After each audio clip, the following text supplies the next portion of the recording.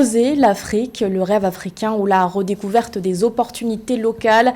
Tel est le thème de la seconde édition de Meetup Togo qui se tiendra à Lomé le 6 mai prochain. Objectif, favoriser un partage d'expériences et d'opportunités entre les entrepreneurs. 2000 participants environ sont attendus en présentiel. Et pour en parler, nous recevons sur ce plateau Samuel Madjou, directeur du projet et chef de mission. Bonsoir monsieur. Bonsoir. Merci d'avoir accepté notre invitation pour sa seconde édition. Meetup Togo entend cibler les opportunités locales. Expliquez-nous un peu le choix de ce thème. Alors, je peux commencer par la jeunesse du Meetup Togo qui a commencé l'année dernière.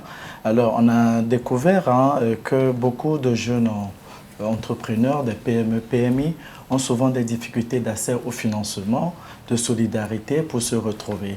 Bon, je suis ici de la diaspora, j'étais un étudiant en France et on venait nous faire des conférences, des débats sur le retour en Afrique, que c'est une terre d'opportunités, mais quand nous sommes arrivés, c'est tout le contraire, le jour et la nuit, et c'était très difficile pour nous. Alors, deuxième chose, vous ne pouvez pas réussir dans la vie sans avoir un mentor, un modèle de réussite, quelqu'un qui vous inspire. Et je pense que c'est important pour ces jeunes entrepreneurs d'avoir quand même des conseils de quelqu'un qui a fait le chemin et qui peut nous transmettre aussi ses valeurs. Des conseils, c'est pour ça que vous organisez aussi une masterclass ? Forcément, le masterclass. Alors, l'année dernière, on a eu 600 personnes en présentiel et plus de 30 000 personnes qui étaient connectées en streaming ont suivi. Et le thème, c'était entreprendre autrement. Parce qu'après la période post-Covid, il y a eu beaucoup de changements, beaucoup de mutations dans le monde économique. Et il fallait mettre à jour les PME par rapport à l'évolution de l'ordre mondial. Alors, cette année, le thème, c'est Oser l'Afrique. Pourquoi oser l'Afrique? Parce qu'aujourd'hui, l'Afrique est vraiment une terre d'opportunités et en tant qu'entrepreneur, il faut élargir ses champs d'action. Il ne faudrait pas rester juste dans sa zone de confort. Il y a des opportunités qui peuvent se créer un peu partout dans tous les pays. Au Togo, justement, quelles opportunités ? Alors, il y a beaucoup d'opportunités dans le terme de l'agriculture, agrobusiness. Aujourd'hui, c'est le digital, tout ce qui est numérique.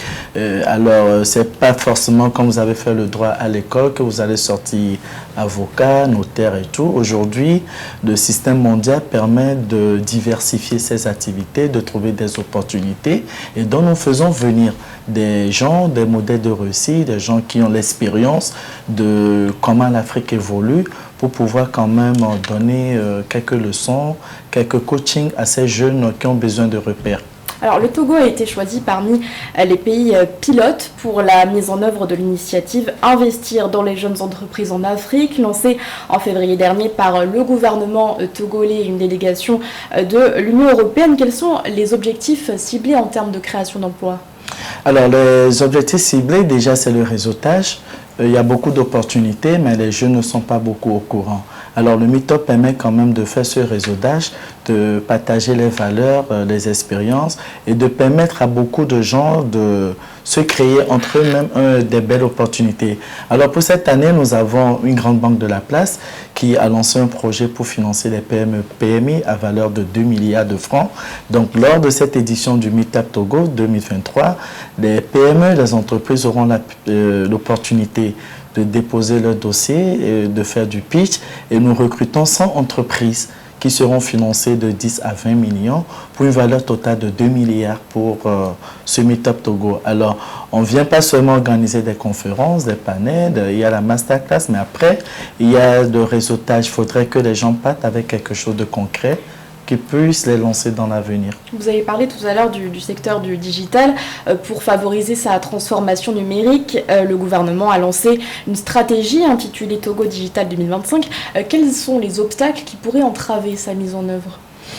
Alors, bon, je peux dire le début de tout projet est souvent difficile, mais je pense que le gouvernement togolais fait vraiment beaucoup d'efforts. Il y a des comités qui sont mis en place, il y a des sous-commissions qui sont mises en place. Il y a une cellule du climat des affaires. Voilà aussi qui travaille beaucoup. Et je pense que les start-up, les entreprises qui sont spécialisées dans le domaine du digital numérique sont à l'œuvre vraiment pour que cet objectif soit atteint en 2025. Autre temps fort de ce rendez-vous, un panel sur le développement de de l'entrepreneuriat et du leadership féminin. Selon les chiffres de l'Institut national de la statistique et des études économiques et démographiques, l'entrepreneuriat féminin est dominé par le secteur informel où la proportion de femmes est évaluée à 52%. Comment est-ce qu'on favorise le passage de l'informel au formel? Alors, il faut dire que l'histoire du commerce au Togo, depuis le temps de l'indépendance, était soutenue par les femmes, qu'on appelle communément les nanabins. Quand on dit les nanabins, c'est les vendeurs de paille, et c'est elles qui ont plus soutenu les foyers, soutenu les familles à partir de ces activités. Il faut avouer que les 52% de ces femmes sont plus dans le secteur de l'informel, dans le commerce en général. Et aujourd'hui, l'État essaie de régulariser ce secteur en les accompagnant dans beaucoup de mécanismes. Aujourd'hui, je peux vous dire qu'il y a un programme qui s'appelle le Fonds national de la finance inclusive qui accompagne les femmes dans leur métier d'entrepreneuriat en leur octroyant de petits prêts de 30 000 aujourd'hui à 5 millions. Et ils font le suivi qui permet quand même à ces femmes de quand même étendre leur activité, diversifier, de pouvoir soutenir l'économie du pays. Alors, il faut dire que ces femmes, au début, c'est des analphabètes qui n'ont pas de compte bancaire, qui ne font pas des opérations dans les institutions financières, mais qui ont besoin d'accompagnement. Aujourd'hui, le gouvernement essaie de régulariser ce secteur en formalisant leur domaine d'activité et pour que tout soit bien accompagné. Merci beaucoup Samuel Madjou d'avoir accepté notre invitation. Je rappelle que vous êtes le directeur du projet chef de mission Meetup Togo qui se tiendra le 6 mai prochain à Lomé. Merci. Merci.